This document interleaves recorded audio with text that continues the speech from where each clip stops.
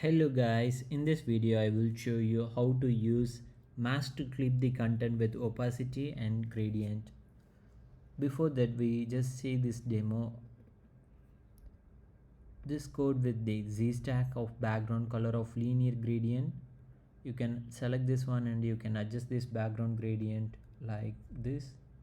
And just changing the background start and end point to adjust the gradient values. And within the Z stack I just created the simple vertical stack with two text view with some title and description, with the shadow of text view with 20% of radius. I just created the frame height of 180 of center alignment. I just adding the padding before the background and after the background, so it will make padding inside this content. This padding will make outside of the content.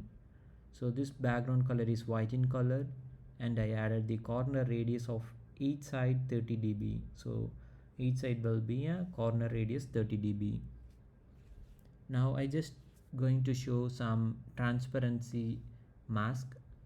So in this example you will learn how to content and the background will be 30% or 40% opacity. I just making the 0.4, it will make 40% opacity, and I'm going to be changed 3. This will make 30% opacity of this UI. We can also do alpha gradient mask.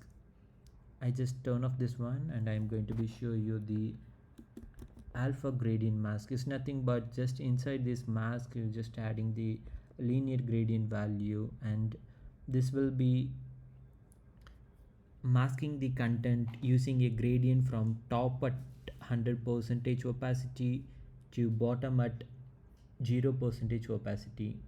So just enable this UI and render this code. I just going to be add more color to make more portion of color in white in color like this. I just adding one more color, so you will see the alpha gradient mask like this. So this is our final output. We make apply some gradient mask to this clip content, and that beautiful adapt to our background.